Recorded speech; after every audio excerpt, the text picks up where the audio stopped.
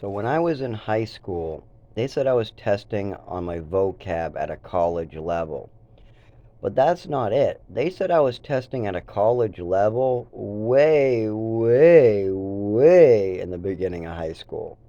In middle school, I was always ridiculously way tested higher on my vocabulary. Even all the way back to about 12, my vocabulary was above regular. And remember, I redid first grade. I'm not allowed to really go out.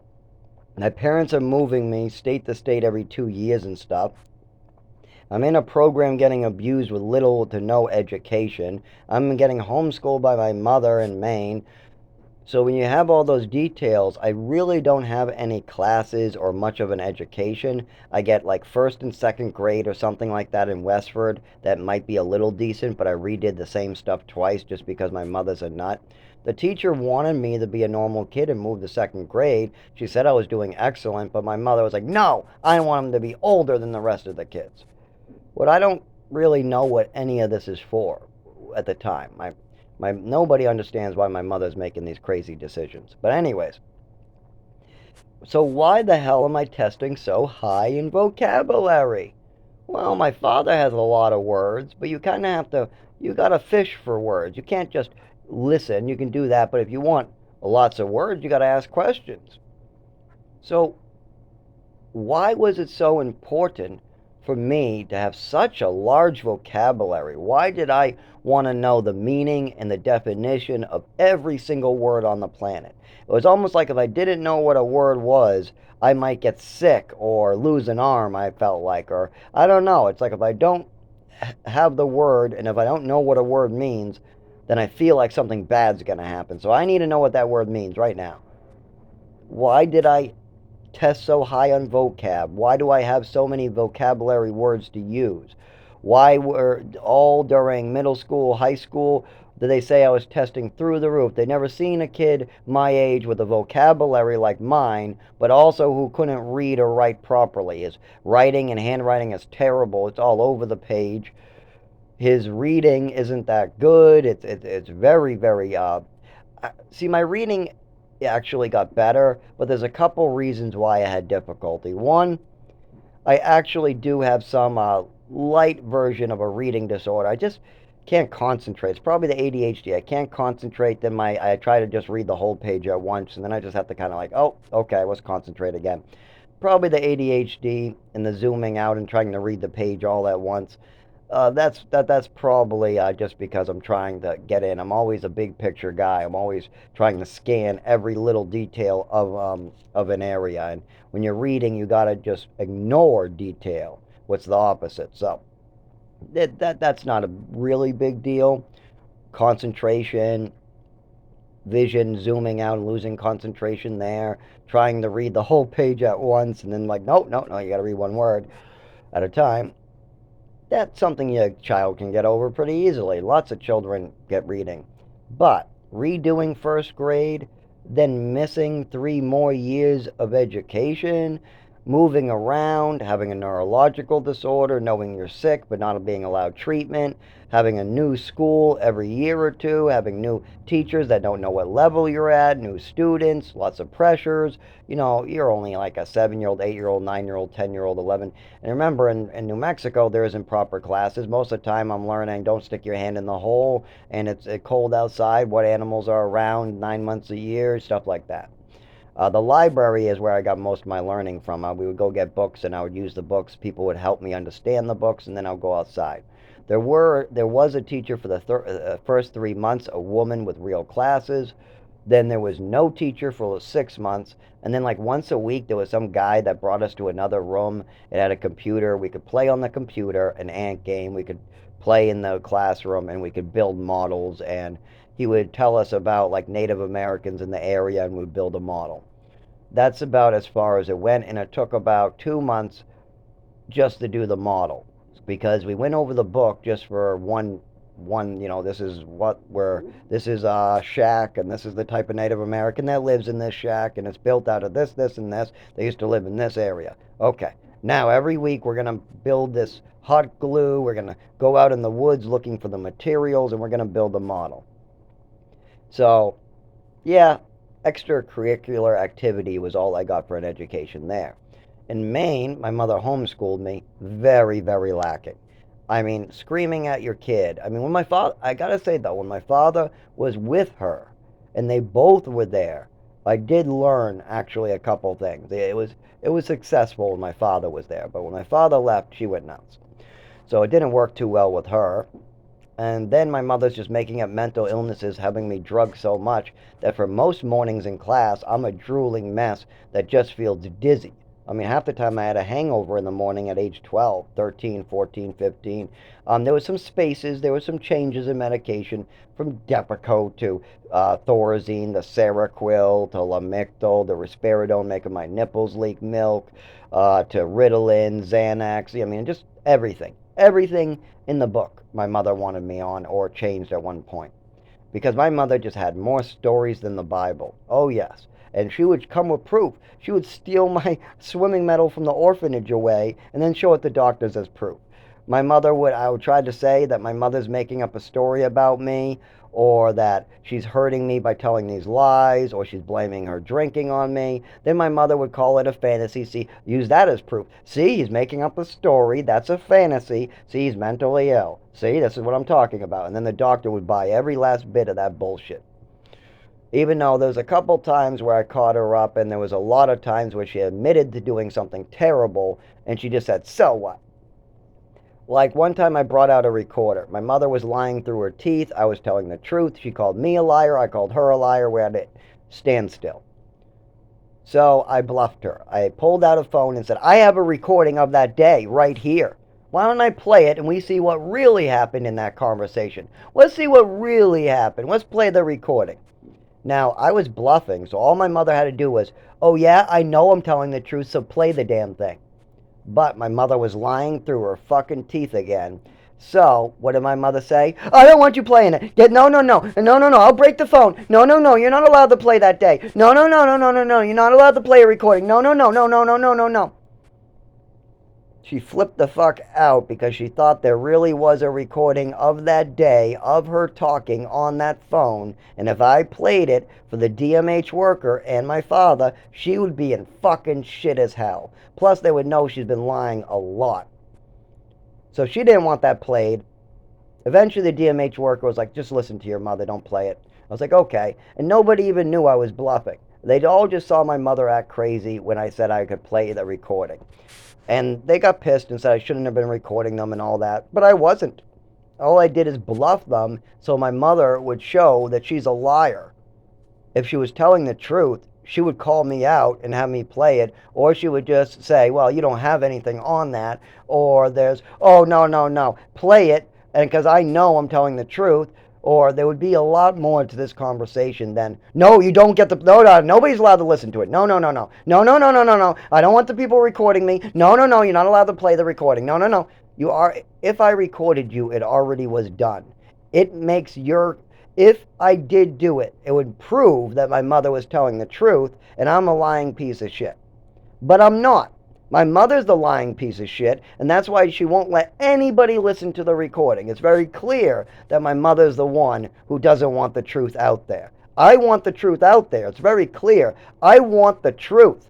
I want to know what she's doing to me. What does it mean when your mother says it's okay to give you extra medication? So what? What does it mean when your mother gives you a full bottle of Epicac? What does it mean when your mother gives you pills you experience an overdose, but she doesn't let you go to the emergency room and then tries to lie to your doctors? What does it mean when every Halloween when your mother wants to get her way, she gives you pills and you get sick? What does it mean when you go to an adoption hearing or some type of adoption thing and then a party, your mother gives you pills before you get in the car, then the pills kick in and you feel like you took 100 Vicodin, you can't stay awake, you're trying to find places to sleep, you're sleeping on the wooden bench in whatever this adoption part is, and then at the adoption birthday party type thing, I'm getting presents, I should be ecstatic, but the pills are wanting me to fall on the floor. I'm looking for a spot on the floor where I can curl up. People are coming up to me asking me if I'm depressed, sad, tired. Meanwhile, my mother's giving nobody any context that she just gave me pills. What does this all mean? to a child growing up doesn't know what it means. All I know is people are coming up asking me why I'm tired, and I'm just tired. And my mother gave me my medication before we left. But did the next day did this happen when I got my medication? Wait, no. I didn't get all lethargic like that the next day. How about the next day when I took my medication? No.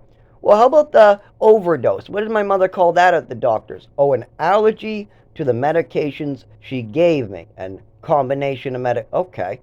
Well, if that's true, then I never took those medications again, right? And she would tell the doctor what they are, right? Nope. Nope. My mother kept on giving me the same pills day after the overdose. Not only this, she didn't want to tell the doctor what meds I was prescribed that day, and she didn't want to bring me to the emergency room, and she didn't want to talk about it or look into it. No matter how many times I mentioned it, she cut off all doctors, all teachers, anybody looking into it, and then moved me to another state. Anytime I mentioned my real illness, my real disabilities, my mother would try to cover it up. Wow, that is a lot of facts right there that really bother me. When I was 16, I just didn't know what it all meant. I knew I was sick, I was hurting. She told me these pills were going to make me better, but yet they seemed to give me a hangover in the morning, make my heart palpitate. I tell the doctor about it, and for some reason, the doctor's doubling all the doses and giving me more meds. I just told the doctor, I feel like I'm going to die at night from the meds. My heart's beating weird. I'm waking up with severe headaches, and he's telling me to take double the dose? What's going on here? I don't know. I'm only 16. I'm only 7. I'm only 11. I was a sucker. I was a 7-year-old sucker. That's what I was. And there were things that were normal. Like one time I repeated something another adult said, and I ate a mushroom. Very simple. My nephew didn't understand what was going on. I didn't understand what was going on. But the real mistake I made was I repeated something another person said. But what did my mother do in response? Did she ask questions? Well, I told her I ate it like it was on a pizza, and I am not trying to kill myself. What did my mother respond with? Yes, you are. Yes, you are. And I say, no, I wasn't trying to kill myself. I just don't know the words committing, or suicide. I don't know what those words mean yet. But my mother's trying to convince me that I'm trying to kill myself, even though I just saw a red, glowing, great mushroom that looked yummy like it was on a pizza. Then when somebody asked me what I'm doing, I repeated what another adult said I was doing. I had no idea what that meant. I know what kill and yourself are, but I have no idea what committing and suicide is. So I told my mother the truth. I told her I was trying to eat it like I was on a pizza, and I was not trying to kill myself.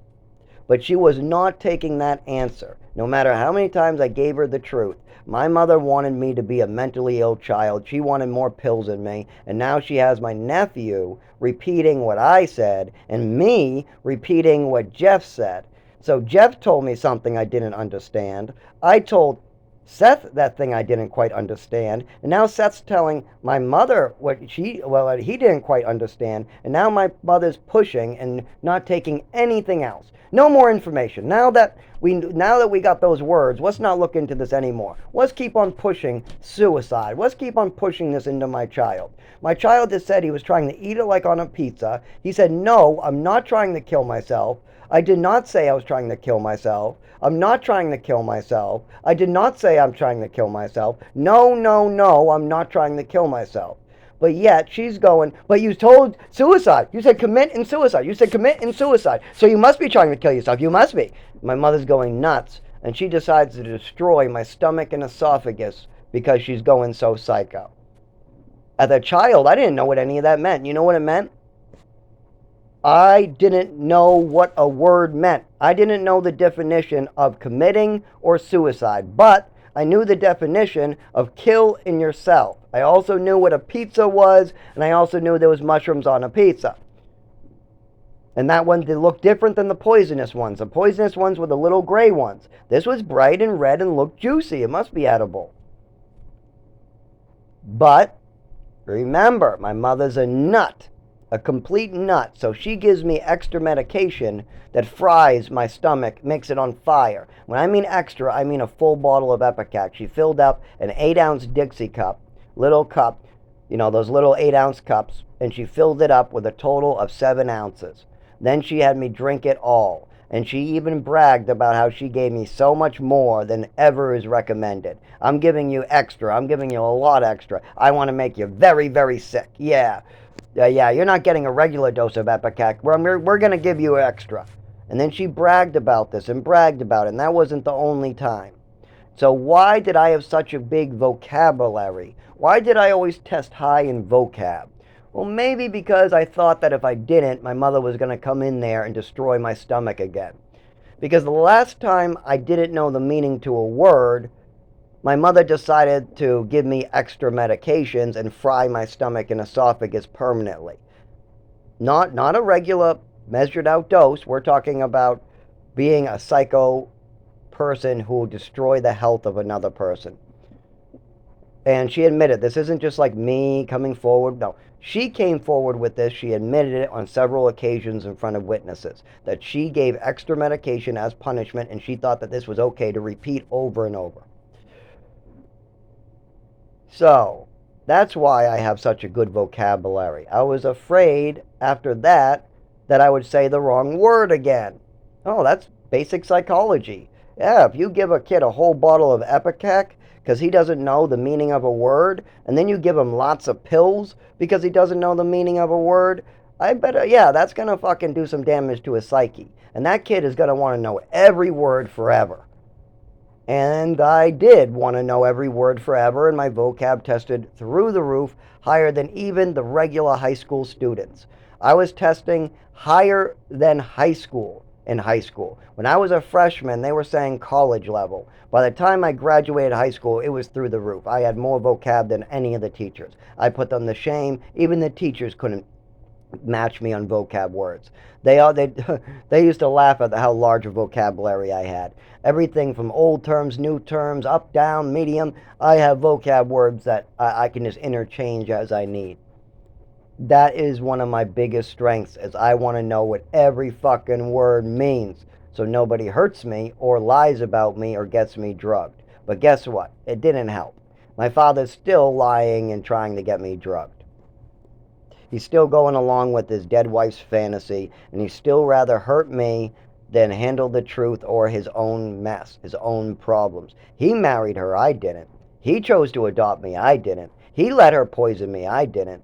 He chose to move from state to state, letting her cover up her mistake. I didn't. But yet now that all the evidence is there, now that I can put it all in order for him, now that each thing makes sense, now that you're like, oh shit, yeah, that's wrong. Yeah, I don't think it's okay to give a full bottle of Ipecac to a child. Yeah, that's pretty fucked up. And she admitted this. It wasn't like she hid it. Yeah, that's pretty fucked up shit. And giving me medication and then me having those symptoms and then not bringing me to the emergency room and then telling doctors it's just an allergy attack even though she's keeping me on a lot of these same dangerous medications, that's bullshit as well. My mother was full of shit on that one. It was just an overdose. She slipped me some pills because she wanted to get her way again. She made a mistake. There was too many there. I experienced an overdose. My breathing slowed down. I probably received brain damage or something, and my nervous system is affected still to this day. And many people have seen this. And the doctors and the teachers who saw this sudden change in my nervous system were reporting it. They brought me in the hallway asking me why my nervous system is different. Your hand is writing different all week. Your voice is different. Your movements are different. What is this big change in you? Something must have changed with you at home. Something. I didn't know what it meant then, but the teachers, they were concerned. So it was physical therapy, speech therapy. The doctors wanted to know more, and my mother wanted to get away, so she did. She just took me and moved me to Texas. Then she took me and moved me to New Mexico when I was asking for help from the doctors in Texas. So they didn't get too far.